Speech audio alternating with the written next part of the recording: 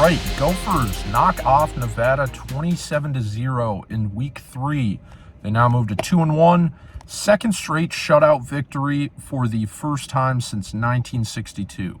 Now, in back-to-back weeks, they've beaten Rhode Island and Nevada by a combined score of 75-0. It was two opponents they were supposed to do well against, but I believe they did outperform expectations in these games because they covered in both games. I think the betting lines are appropriate to use in that scenario when you're tempering expectations for a team.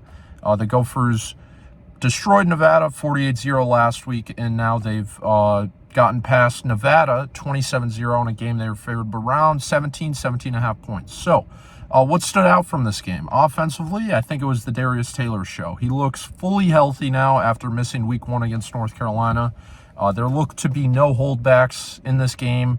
That's something we can talk about in a little bit, that he continued to play throughout the game, which I found odd. But he finished the day with over 150 yards from scrimmage, 3 total touchdowns. He had an 80-yard touchdown run, which was the 6th longest touchdown run in Gophers program history. He looked all the parts of a superstar running back, and something that the Gophers are going to need next week against Iowa.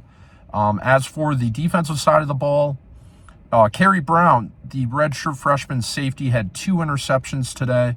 And after the game, PJ Fleck compared him to Antoine Winfield Jr. and Tyler Nubin. So some pretty high standards there for Gophers safeties. But he basically said that Kerry Brown is a guy who loves football, and he's got a smile on his face every day, and compare that to Nubin and Winfield. As just a redshirt freshman, there's a long career left for Brown at the college level, and hopefully for the Gophers, it's in a Minnesota uniform. But outside of that, the Gophers defense just continues to make a bunch of plays. Bucknell transfer cornerback Ethan Robinson had his first career interception in a Gophers uniform. And defensive back Jack Henderson continues to make plays after a pick-6 last week. He had a sack and a half this week.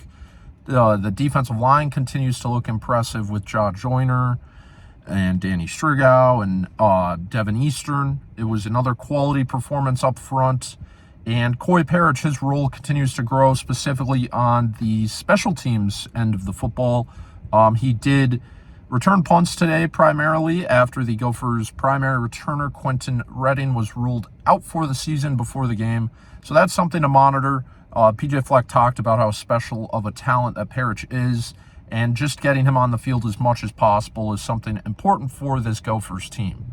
But offensively, what I continue to like is the creativeness with this offense. In years past, specifically last year, we saw the Gophers target one receiver heavily and run a lot of the same routes and a lot of the same stuff over and over again. And I think today was the most creative I have seen a Greg Harbaugh Jr. offense since he has taken over as offensive coordinator for the Gophers. I really like the checkdowns. It's not Mike Leach at Texas Tech slinging the ball around to Michael Crabtree by any means, but I think with how this Gophers team is designed, they're always going to want to run the football. And the fact that they can hit those checkdowns, it opens things up. Today specifically, if you hit Darius Taylor for 12 yards, Max Brosmer then can take a shot to a Daniel Jackson. And Elijah Spencer is a player that's continued to impress me. And I think today was his best game in a Gophers uniform. He looks like a legit number 2 receiver, which is something the Gophers have not had since Tyler Johnson and Rashad Bateman were on the same team. There's been talented players that could fit that role, but the offensive scheme has not lent itself to do that. And I think today was, honestly, might have been the first time we've seen that. Spencer looked like a guy who can run the full route tree. And Jackson, although he has started the season a little slow to expectations, he's still the number 1 guy.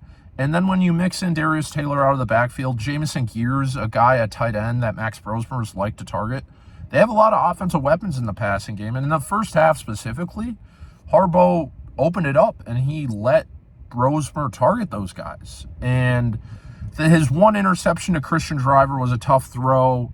He missed Daniel Jackson for a touchdown over the middle. I forget which drive that was on, but overall a really good game from Brosmer.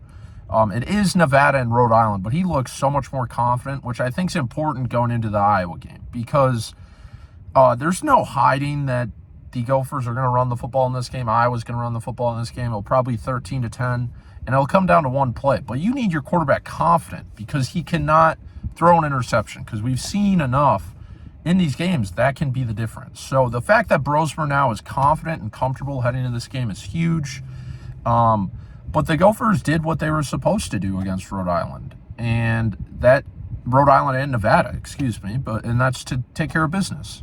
And I don't think you can take a lot from either one of these games, because this was their fourth game already. They played week 0. A lot of those week 0 teams have had a bye week. They didn't have bye week. They looked tired.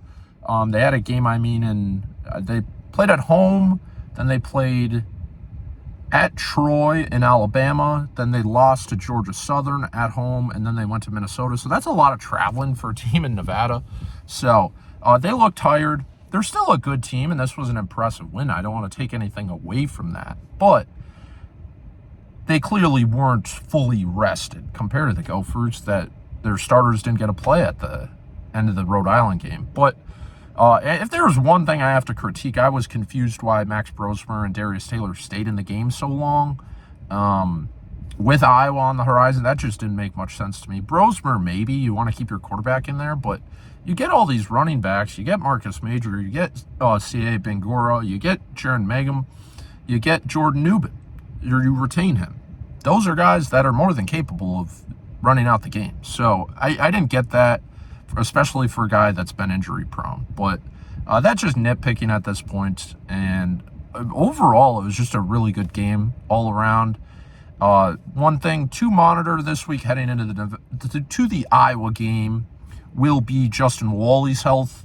He was out, I think he got hurt in the third quarter, and he was out for the rest of the game in street clothes. So the Gophers are going to need him. Iowa might not pass the ball a whole lot, but you want as many defensive players as you can have in that game, and that'll be something to monitor this week.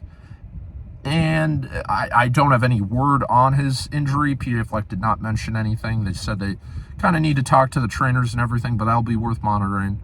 And I guess looking ahead to the Iowa game, it's an opportunity for the Gophers to completely change the momentum of the season. It kind of took the air out of things against North Carolina in week 1 with that performance, and that can completely flip against Iowa now. If you told anyone the Gophers would start the year 3-1, they'd be happy with that.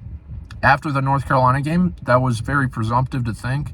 And if they're 3-1 with a win over Iowa, I think that's about as good as you could hope for this team. Max Brosmer is looking more confident.